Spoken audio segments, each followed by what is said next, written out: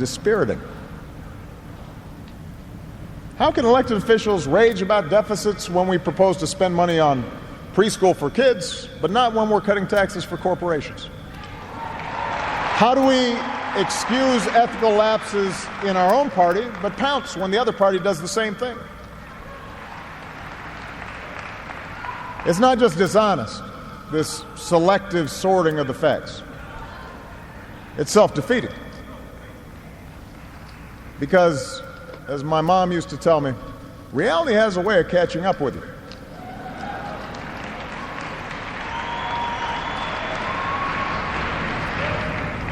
Take the challenge of climate change. In just 8 years, we've halved our dependence on foreign oil. We've doubled our renewable energy. We've led the world to an agreement that has the promise to save this planet.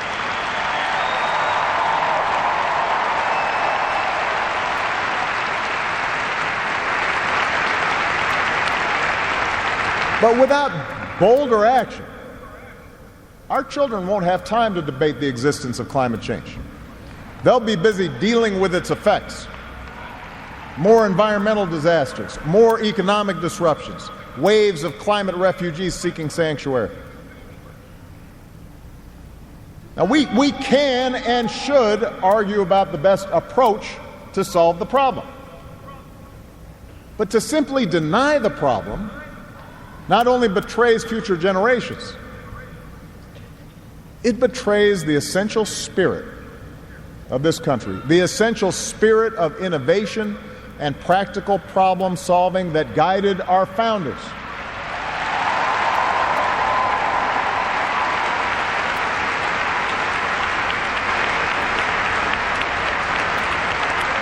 It is that spirit born of the Enlightenment that made us an economic powerhouse. The spirit that took flight at Kitty Hawk and Cape Canaveral. The spirit that cures disease and put a computer in every pocket. It's that spirit, a faith in reason and enterprise and the primacy of right over might that allowed us to resist the lure of fascism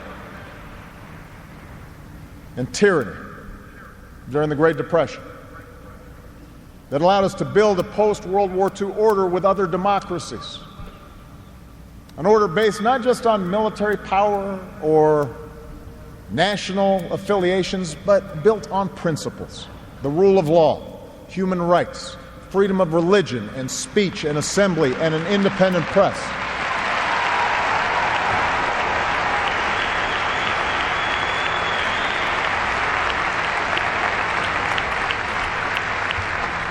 That order is now being challenged. First, by violent fanatics who claim to speak for Islam. More recently, by autocrats in foreign capitals who see free markets and open democracies and civil society itself as a threat to their power. The peril each poses to our democracy is more far-reaching than a car bomb or a missile. They represent the fear of change, the fear of people who look or speak or pray differently, a contempt for the rule of law that holds leaders accountable, an intolerance of dissent and free thought, a belief that the sword or the gun or the bomb or the propaganda machine is the ultimate arbiter of what's true and what's right.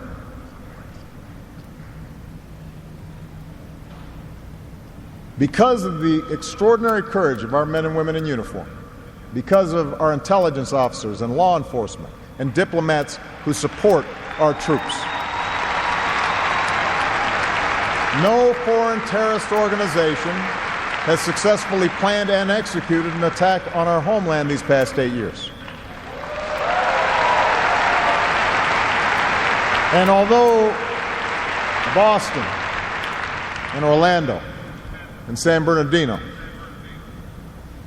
and Fort Hood remind us of how dangerous radicalization can be, our law enforcement agencies are more effective and vigilant than ever. We have taken out tens of thousands of terrorists, including bin Laden.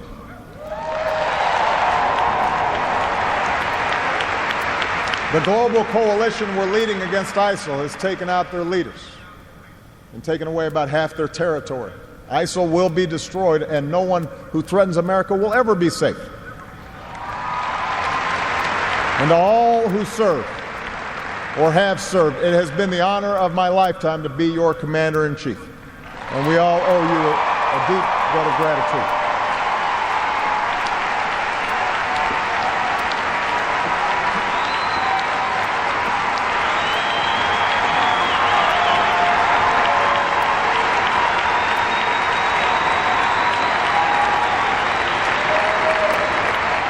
But protecting our way of life, that's not just the job of our military. Democracy can buckle when it gives in to fear. So just as we, as citizens, must remain vigilant against external aggression, we must guard against a weakening of the values that make us who we are. And that's why for the past 8 years, I've worked to put the fight against terrorism on a firmer legal footing. That's why we've ended torture, worked to close Gitmo, reformed our laws governing surveillance to protect privacy and civil liberties. That's why I reject discrimination against Muslim Americans, who are just as patriotic as we are.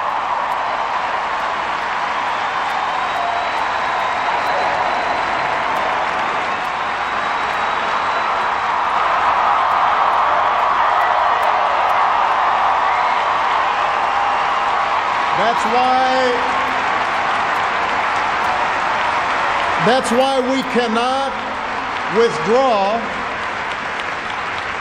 That's why we cannot withdraw from big global fights to expand democracy and human rights and women's rights and LGBT rights. No matter how imperfect our efforts, no matter how expedient ignoring such values may seem, that's part of defending America. For the fight against extremism and intolerance and sectarianism and chauvinism are of a piece with the fight against authoritarianism and nationalist aggression. If the scope of freedom and respect for the rule of law shrinks around the world, the likelihood of war within and between nations increases, and our own freedoms will eventually be threatened. So let's be vigilant but not afraid. ISIL will try to kill innocent people, but they cannot defeat America unless we betray our Constitution and our principles in the fight.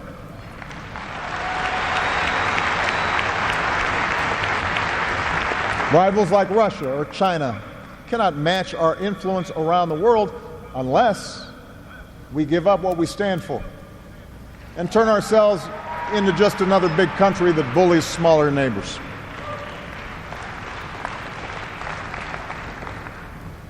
Which brings me to my final point. Our democracy is threatened whenever we take it for granted. All of us, regardless of party, should be throwing ourselves into the task of rebuilding our democratic institutions. When voting rates in America are some of the lowest among advanced democracies, we should be making it easier, not harder, to vote.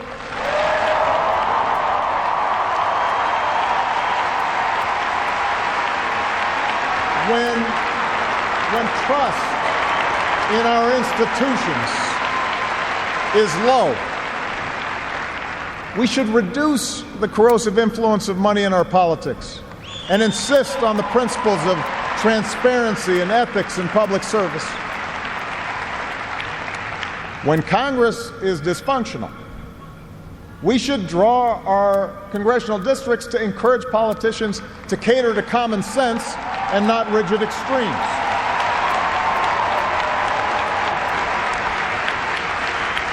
But remember, none of this happens on its own.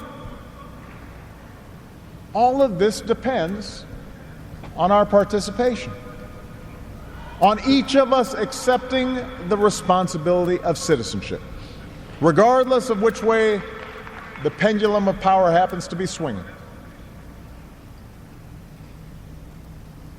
Our Constitution is a remarkable, beautiful gift. But it's really just a piece of parchment. It has no power on its own. We, the people, give it power. We, the people, give it meaning with our participation and with the choices that we make and the alliances that we forge. Whether or not we stand up for our freedoms, whether or not we respect and enforce the rule of law, that's up to us. America's no fragile thing, but the gains of our long journey to freedom are not assured. In his own farewell address, George Washington wrote that self-government is the underpinning of our safety, prosperity, and liberty.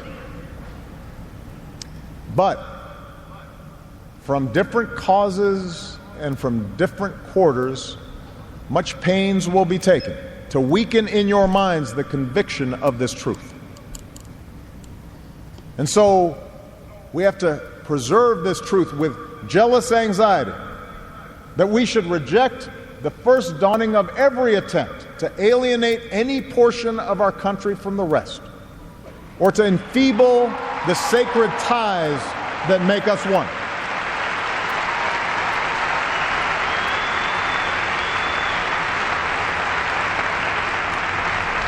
In America, we weaken those ties when we allow our political dialogue to become so corrosive that people of good character aren't even willing to enter into public service. So coarse with rancor that Americans with whom we disagree are seen not just as misguided, but as malevolent. We weaken those ties when we define some of us as more American than others, when we write off the whole system as inevitably corrupt, and when we sit back and blame the leaders we elect without examining our own role in electing them.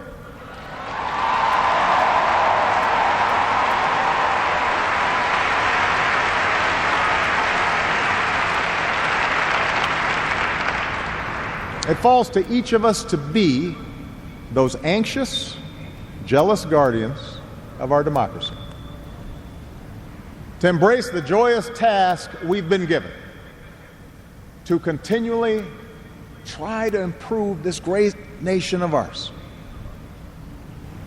Because for all our outward differences, we in fact all share the same proud title,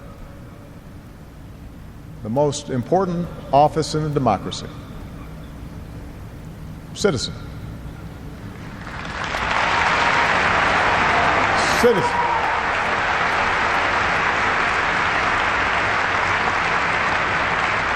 So you see, that's what our democracy demands. It needs you. Not just when there's an election, not just when your own narrow interest is at stake, but over the full span of a lifetime. If you're tired of arguing with strangers on the internet, try talking with one of them in real life.